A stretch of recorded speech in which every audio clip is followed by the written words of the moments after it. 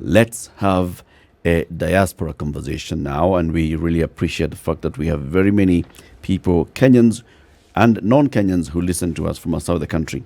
The Kenyans who live and work outside the country, they contribute a lot, and also they're very, very important in the conversations that we have all the time.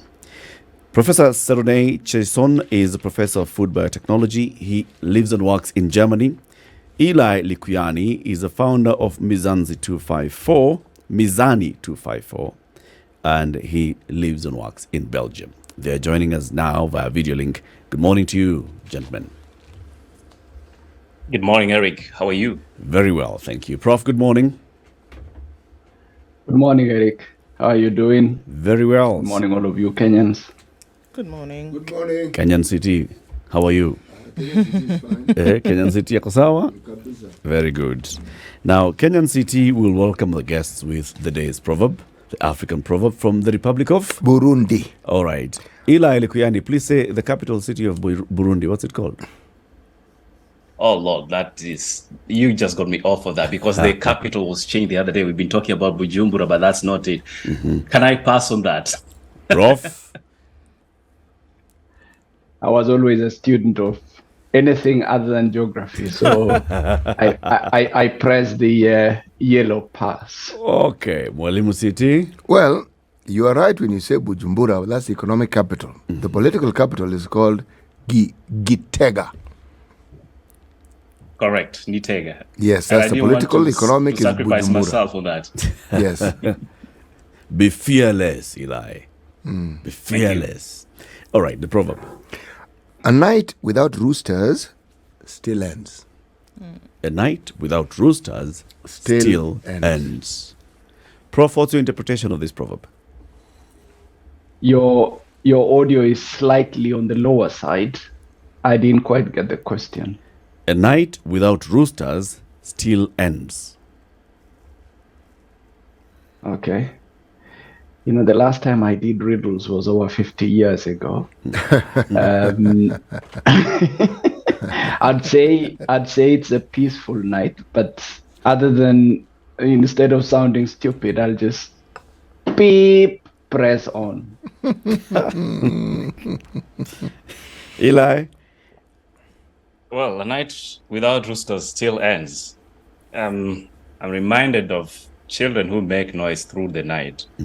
And by the time morning comes, you are like, whew, finally, it is done. But anyway, into perspective, I think where we are as a country, I am of the feeling that there's too much noise about what is not working and what is working. And we are waiting. When are we going back to the ballot? Because you're already putting it into motion. So yes, finally, we hope to kick out some people from the governance. Thank you. Why? Why, Eli? Why are you so done and fed up so soon? If you allow me, Eric, and thank you again for inviting us to have this conversation from the diaspora perspective. I am a heavy investor in this government, or rather the government of the day. And why would I say that? I live and work in Belgium. And the last time they were trying to recruit people to go and vote, this was being done in a country called Germany, where Prof lives, but the city is Berlin. It took me 7.5 hours to drive to Berlin. It took me 3 nights and 3 days of unpaid leave. And on top of that, all we are seeing today is a government that literally leads not only from the top of the hill, but they're actually living and residing at JKIA. Today, as we speak, Kenyans are living on beyond poverty lines. The promises made to the diaspora, which included giving them favorable investment conditions, are not attractive. The state of the economy is questionable. And the government of the day seems to be unaware of what it's leading, and even if they had a plan in the first place. So indeed, I am so done with this government system of the day, and I can't wait to tell them adios. It's been real. Wow. Prof, what's your sentiment? I mean, All right. Mine is different, and you see that's why I'm laughing. Right. It's because on election day, although the polling station in this part of Europe is in Germany, I was with family on holiday in Aarhus in Denmark. Partly because my name was missing from the IBC register, both in Nairobi and here in Berlin. And secondly, because anyway, it coincided with that moment when, as a family, we needed to unwind. Now, that doesn't mean I didn't invest. And you know, with all honesty, I did invest in this election a lot, in the last one. I was in a coalition which is different from the ruling coalition. I invested, I donated money, I made pitches on video and, you know, online. And when the election results were announced, I basically said, you know what, I move on, you know, and allow the guys who won to lead, you know, to lead us according to their plan. But then I am at the moment where I sit here and I think, deja vu. Why? Deja vu, because I know I'm one of the guys who elected a wrong leader somewhere by not voting. And that is something that I would like to consciously, you know, bring to Kenyans, because it doesn't matter what you do. You either go to vote for the right guy or you stay away and vote for the wrong guy. And I think there is an emerging pattern in this country or in that country, where we elect not leaders, but we elect objects of complaint, right? It's like we have a hype before the election. We are so psyched up, so energized, absolutely unreasonable. And then after the election, we are like, what kind of person did we elect? We left the reasonable guy who was telling us what he would do and how he would do it. And we elected a storyteller who was telling us what was wrong with the other guy without telling us what he or she was going to do. And we are so obsessed with hearing the negatives of the other person, to an extent that we do not spend time to interrogate the other person who wants to come in and ask, you've told us you're going to put the country under 10,000 kilometers of tarmac. How are you going to finance that? Are you going to sell your father's cows to finance it? How are you going to finance all these things that you've done?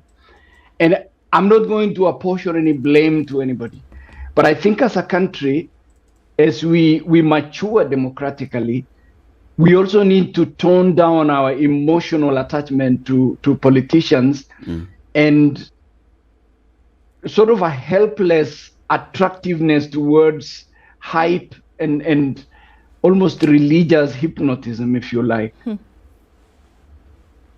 So Sorry. That's understandable. Look, I think some of the things as we look at, of course, the numbers have been thrown out at us over the last few years in terms of what the diaspora community then does actually contribute towards the Kenyan economy. And Eli, just as I hear your frustration and you talk about being an investor in the economy, what are some of the things that you're seeing from where you sit that are now making it very, very difficult for you to have faith in the government of the day? You know, dude, and thank you for asking that question. To start us off, I would like to point a few issues, and I always want to look at it from the most recent occurrences. Recently, we had the deputy president trooping Europe, and he was here in Brussels and proceeded on to go to Berlin. But in his troop, rather Munich, in his troop, as he was doing that, he stopped over in Brussels, and I had a question for him. I questioned the DP and asked him, Mr. Deputy President, as you have seen the climate at home politically, it's quite warm. And that goes without saying, congratulations for doing that. But secondly, what have you done or what are you doing to ensure that diaspora and investors at large can actually have faith that things are working and we can finally start investing home? The answer that the deputy president gave me was, you know what? The easiest and most secure way to invest in Kenya is through government bonds and T-bills. And that's what made headlines. Now, looking at an individual at his capacity who cannot answer a simple question as to what is being done right to actually attain that economic freedom that every Kenyan and every diaspora member is looking for, and is unable to answer that question, frustrates me. Number two, most diaspora people that you are speaking to today, including Seronei here, they are investors in different capacities, including those houses that were being demolished in Mavoko. If you go and comb through, you realize that most of this property are actually owned by Kenyans living in diaspora. This is a Kenyan that has worked hard, tried to push back some money and invest into the local economy. But then we have unpredictable economic market whereby you are not even aware if tomorrow, if you bring up a project, it's going to get demolished. The process through which you have to go through to do what we have now called due diligence, it's horrendous. You cannot, it's not even trustable. Man A tells you this, man B tells you that. I mean, I look forward to a day that you can do everything on your phone without necessarily walking to Mukubwa ABCD.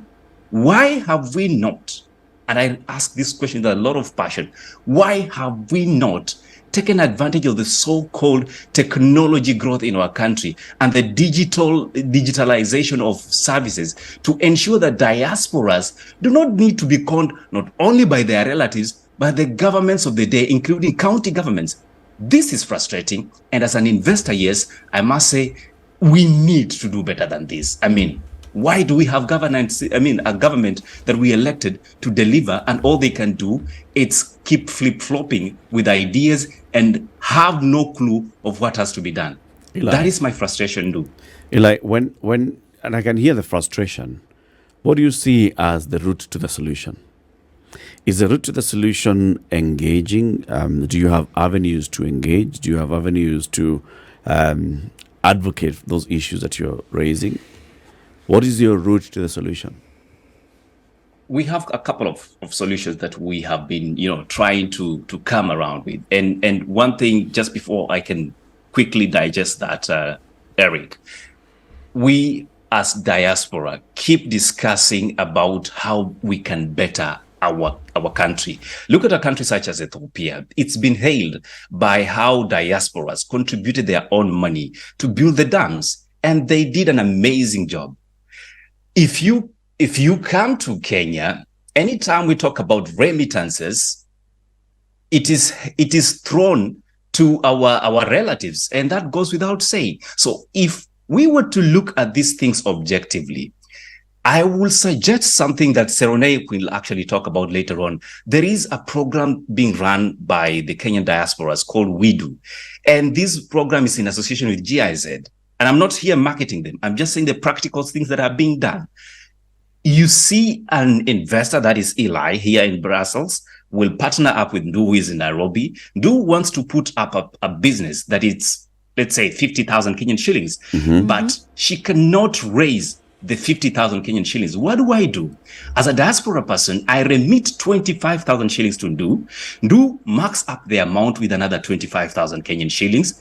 She actually goes ahead, purchases what needs to be purchased. Kama ni zile smoky that you people are throwing in the streets, you do that.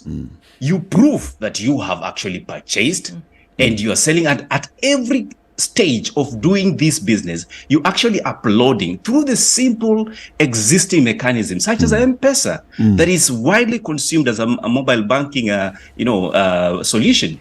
And as you do that, you upload these receipts of payment to a platform. Every time your receipts check out, and until your project comes to maturity, and we say, okay, now you have spent your 50,000. What does We do? We do adds you another 50,000 Kenyan shillings to that which you put. So in a nutshell, you have received 100,000 Kenyan shillings to pull up the economy. This is what diaspora has to be doing, and not what we have had. And I think I'm going to talk about the taxation issue later on, but for now, these are some of the solutions you're proposing. We are tired of being told diaspora is giving us 4.3 billion annually of US dollars, and this is how we're going to solve our Eurobond problems. Hello, Mr. President and Deputy President, you are not going to solve your problems by putting your hands out to borrow. You need to invest our money, and investing our money does not include you as a local leader sending out your money to overseas accounts that in the Caymans Island of this world, and then you are demanding diaspora to double up the amount by remitting back to the country. This is not a practical way of doing business, and that's the dumbest way to run an economy. Let's take a break on that note. Professor Seronei Cheison, Professor of Food Biotechnology, is in Germany, and Eli Likuyani is the founder of Mizani 254. He's in Belgium. We're having a diaspora conversation. What's the diaspora feeling and thinking about as they're in the country? Spice. It's a diaspora conversation. We're joined by Eli Likuyani, who is in Belgium, and Professor Seronei Cheison, who is in Germany. And Eli was just telling us, the things that he's unhappy with and about, with the things that are happening in the country so far. Prof, the government came in place and established a State Department for Diaspora Affairs to look at how best to engage with Kenyans living in the diaspora, to look at how best to respond to their needs and queries, and to look at how best we can then increase our relationship between the Kenyans in Kenya and the Kenyans outside the country. Have you, Professor Seronei, engaged with the State Department?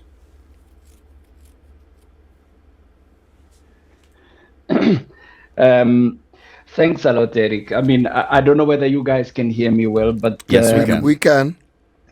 Yeah, I'd like to unwind a little on what Eli was saying before I briefly dive into what you just asked. So, I share in Eli's frustration, and why I share in Eli's frustration is because everybody in Kenya sort of dreams of a moment, a period in life where a member of the family emigrates abroad, either to study or to work. And obviously that is usually followed by a long shopping list, I need a house, I need a home, you left your cousin, she was in school, you need to pay fees, etc., etc. If the economy is not doing well, there is a ripple effect which touches on us here.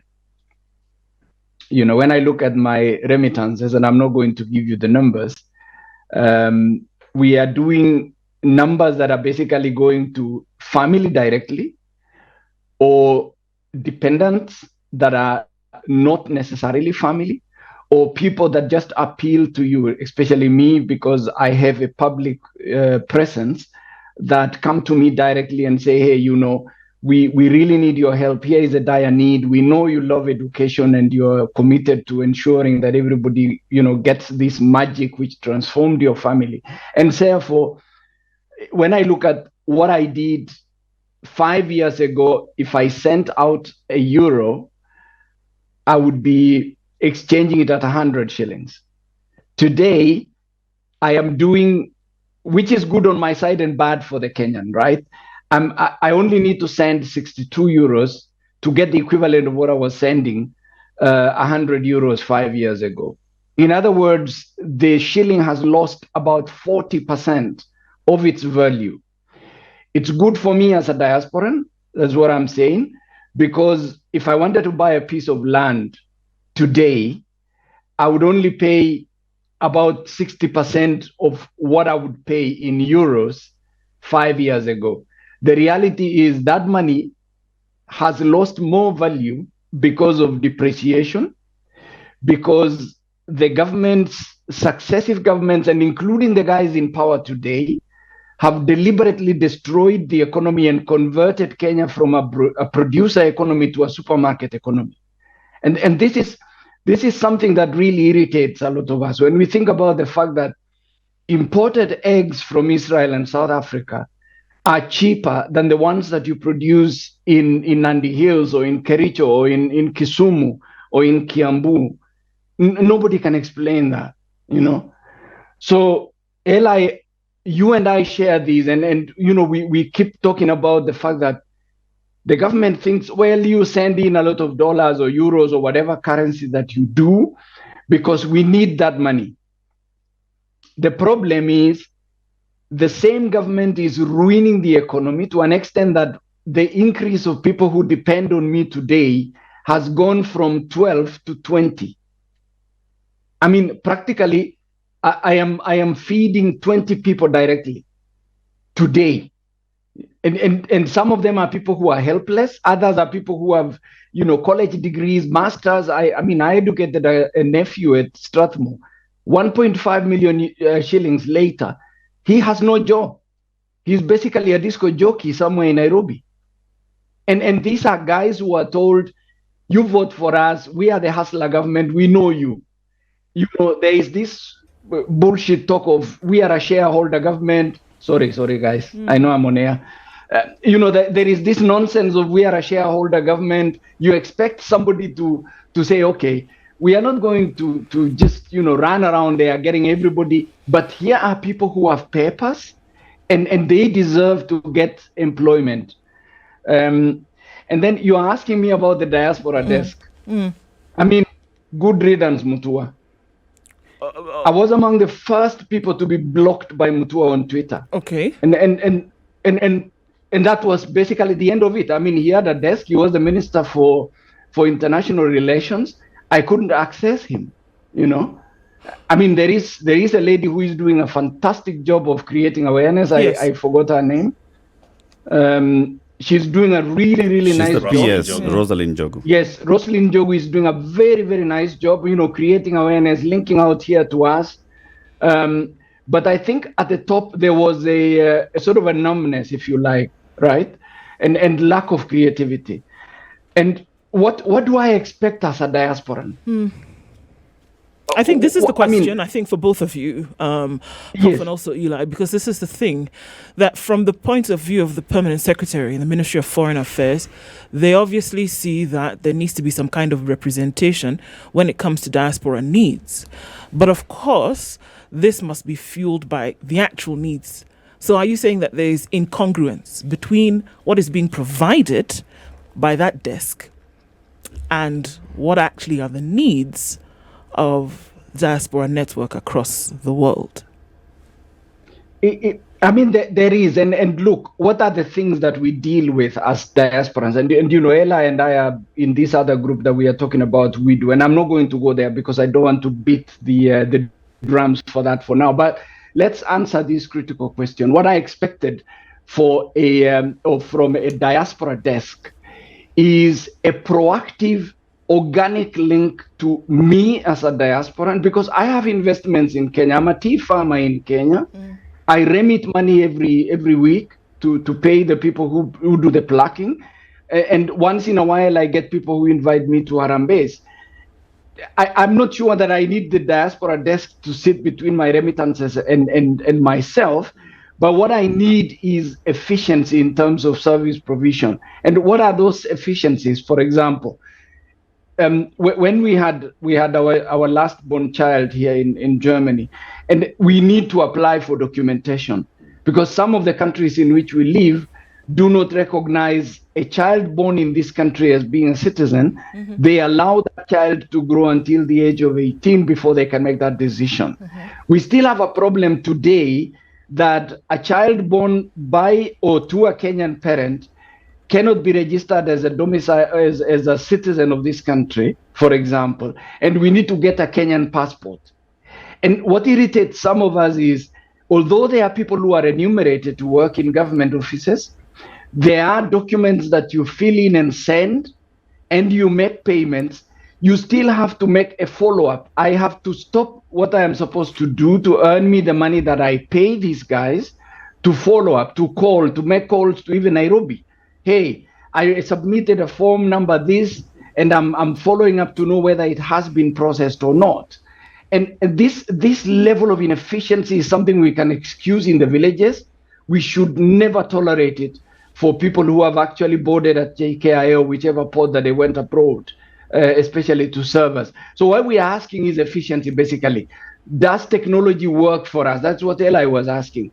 If I fill in a form and submit it online, and I pay for money for that service, whether through e-citizens as it is now, or during those days it used to be by M-Pesa, how am I sure that I'm going to get this without having to follow it up? You know, the other thing which we expected to happen, and this is something that's still a problem for some of us.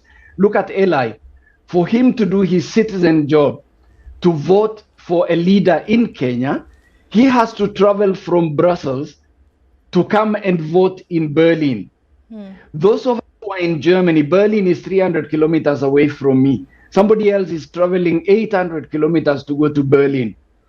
I mean, the question is there a way that the diaspora desk can recognize the fact that in major cities in the world, there need to be, I don't know what you call them, consular services or something like this? I mean, Eli, for example, would love to be a consular, to run a consular desk for free for Kenyans, where people can go there to ask, hey, I want to go to Kenya. How do I get a visa processed, etc., etc.? All people here who travel have to go to Berlin. And to me, that is not very efficient. We need a consular service in Frankfurt. We need a consular service in Munich. We need a consular service in Hamburg. We need a consular service wherever there is a major city, around the world. But the problem is these politicians will create those consular services, but they will send their girlfriends there. I'm really sorry to say this, but this is the reality. They create these jobs for their relatives, for their girlfriends, because they know they need to go somewhere, and justify this. And Eli, I have very bad news for you. I mean, you're unhappy. You want to stop and vote out some guys. Unfortunately, the guys that you think are bad are actually local heroes wherever they come. There is a disease in Kenya. Your thief is my hero because he steals from you and steals from me, but then he shares with me. How do we deal with this? Does he really share? Well, some of them are generous thieves. City. Eric, if you allow me yes, quickly touch on the issue that Ndu was trying to raise on what more we can do as diaspora. And, looking at the journey that we've traveled as a country, what I can say 60 years after, we haven't achieved those independence or fight for self-rule that we went for when the Mau Mau were fighting. And the heroes of our nations, if we can call them that, some of them are still turning in their graves with a lot of anger. Because our nation today is a joke and a mockery of what we call democracy. Democracy to us is defined by election results. Today we are congregating at the Bomas of Kenya, trying to discuss issues such as cost of living. I had that conversation you had earlier on in the morning. And as we talk about the cost of living, it is reduced to the election results. I mean, since when did election results determine cost of living? This is the joke that the politician, the activist, and the so-called propaganda machines have been running. Unfortunately, the opposition has joined the same, and we actually don't have an opposition, we have a minority. That's why they are fighting over who has to become the minority deputy whip. So if you look at these things holistically, Kenya as a country, it's a field full of suckers. We are in a circus and the clown is in charge and we expect different results. So what am I saying in simple terms? We need to relook at the diaspora desk in a different way. The diaspora, if you go to the Kenya Kwanza manifesto and the promises they were making to the diaspora, they actually promised a ministry. This, ladies and gentlemen, was an afterthought. And that's why today we have the diaspora department and State Department. And to give all the accolades, I want to say it here on air, and this is not a paid advert, that Roslyn Njogu is doing an amazing job. All we are asking is that those consular services that you're trying to come up with, the mobile consular services, they have not to come because Roslyn Njogu is traveling and tripping from Nairobi to Kenya and trying to do the introductions. This has to be a way of life, especially Kenyans are spread all over. Today, our government cannot even tell how many Kenyans are around. We still approximate 3 million. And those are the Kenyans that you can register and see they are on paper. Yeah. But then again, long story short, we need these consular services to be run with people that understand the residence country language. I live in Belgium, in the Flemish region. I speak Dutch. If you coming here with what Professor said earlier on, your girlfriend from Nairobi, and God forbid, the only language I understand is between Kikuyu and Kiswahili, and that's the maximum they can do, what are they going to help with the people who are living here? My children cannot speak that local dialect. So they have to be talked to in a language they understand. Eli can do that. Professor here in Germany can speak fluent German. Why are we looking and sourcing for options outside and actually giving them allowances as quote unquote diplomats outside the country? Eli, as you say that, I want to interject because there is a conversation I had with a member of the government the other day, and these people travel abroad and they market the country, and then what you see sometimes is they dump on people who are attending these meetings very long documents going into hundreds of pages listing opportunities for investment or pitch decks which have no relevance or call to actions whatsoever. And the other day I was telling one of the officials, you cannot send a fish farmer to sell a cow to a Pokot. If you come to Europe and you want to talk to German investors, get me as a local business person here who understands how a German business person reacts to information, so that you work on how you can package it. And when you go to present that information, it's easy to ask them at the end of the meeting, are you ready to invest now? Right? So, I mean, and I lack a better way of saying it other than you cannot send a fisherman to go and sell a cow to a Pokot. Eli. Let me ask this question. I'm listening. Gentlemen, thank you so much for speaking from your heart. Your sentiments mirror sentiments that very, very many Kenyans have actually expressed, but you've expressed it perhaps a lot more eloquently and I dare say fearlessly. If I were to ask this question, you say there are over 3 million Kenyans in the diaspora? And this diaspora are countries in the West, countries with whom this country does business.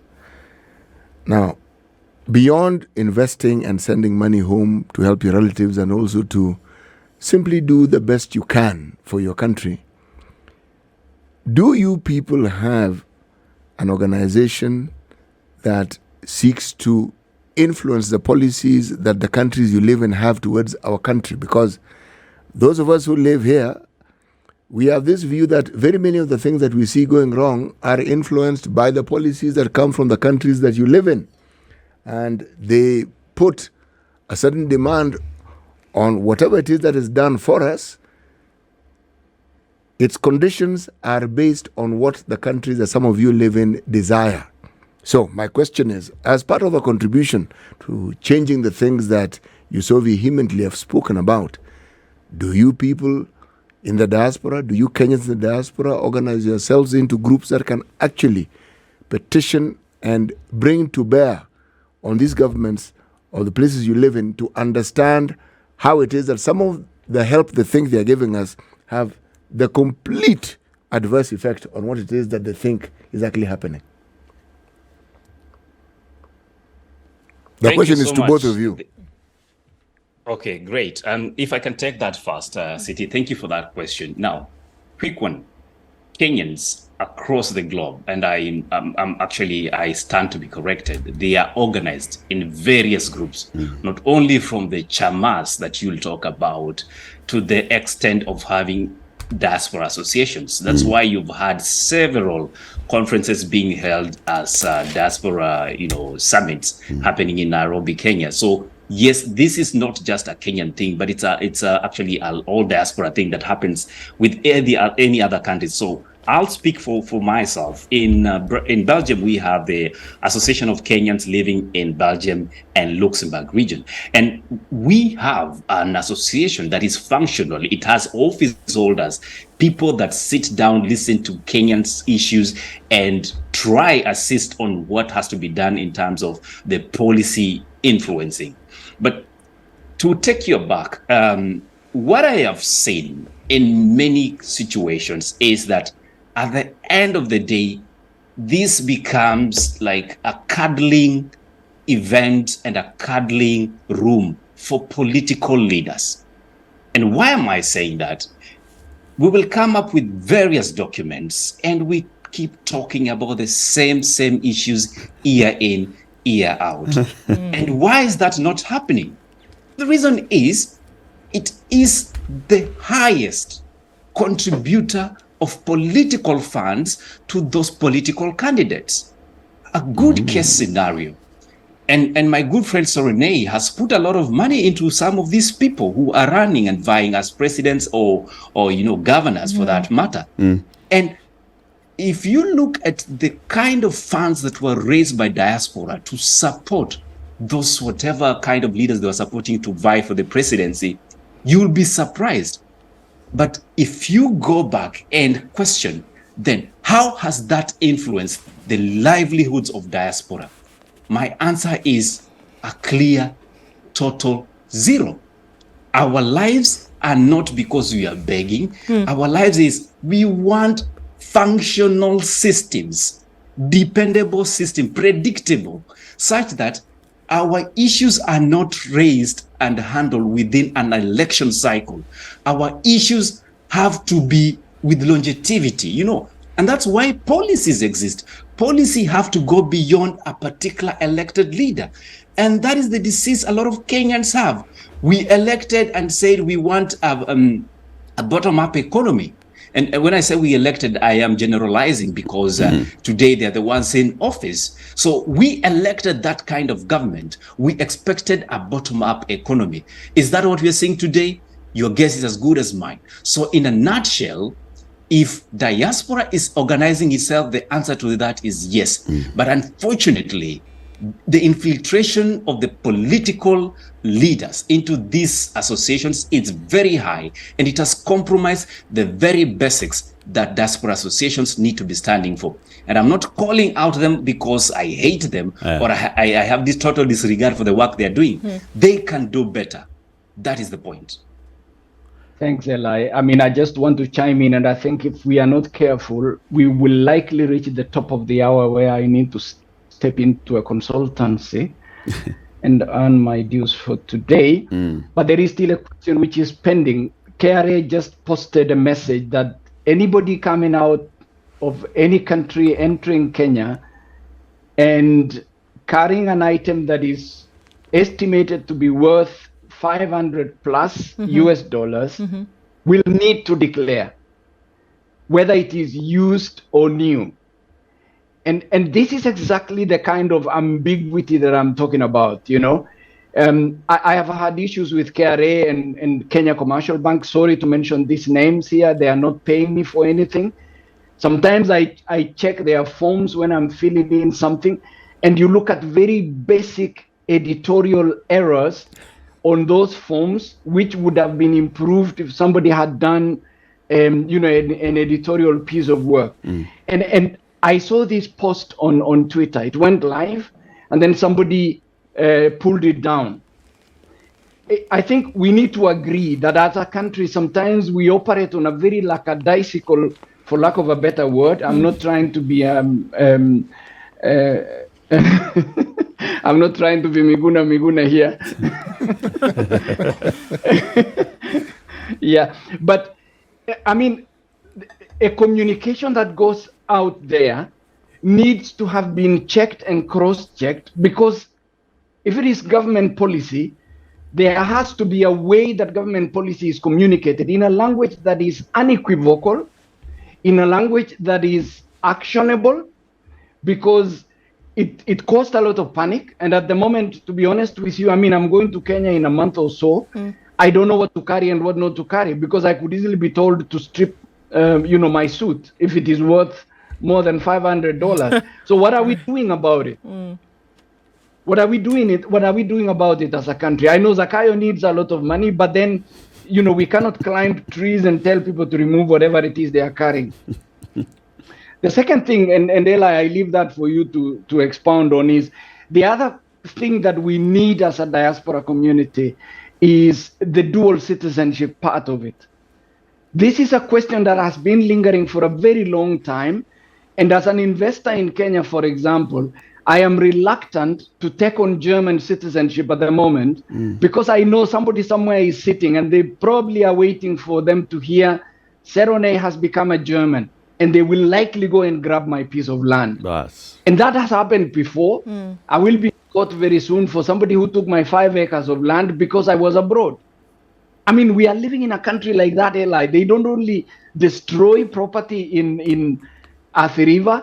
Somebody can just wake up one morning and say, this piece of land belongs to me because Eli is no longer a Kenyan, or Seronei is no longer in Kenya.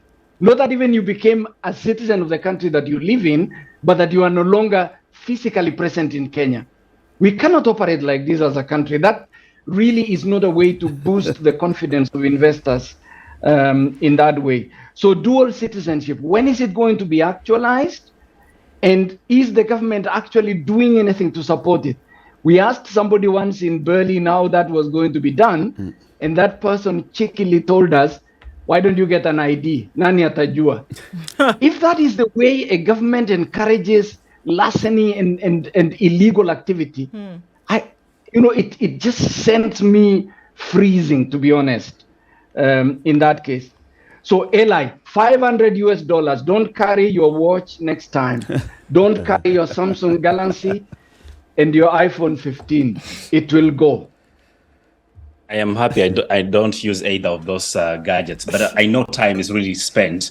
I will quickly just chime in on the following. If you look at the Labor Migration Management Bill 2023, which was being floated by for the ministry, the Diaspora Department on the engagement in the name of public participation, on page 7 of that document, it details who is a migrant worker. In this case, it says a migrant worker means a Kenyan citizen who A, intends to migrate for work, B, is departing to any foreign country for work, or C, is employed in any foreign country. Now, listen, the government has been saying it intends to double up diaspora remittance from 4.3 or 2 billion that they have received last year, USDs, to close to 8 billion. So I'm asking, how is that supposed to happen? Remember, diaspora remittances are done voluntarily. This is because if this bill is enacted into law, the likes of Seronei and myself, who are still Kenyan citizens and enjoy sending money voluntarily, will be taxed not only in Kenya, but also in Brussels. And I'm saying this is, again, the dumbest way to do economics, especially in our situation. We have already destroyed the Kenyan market. People are pulling off their money from the market. Nobody wants to hire anymore. Companies are moving out.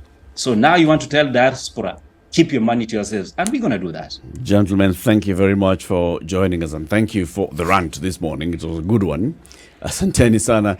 We have been talking to Eli Likuyani, who is in Belgium. He is the founder of Mizani 254, and Professor Seronei Cheison.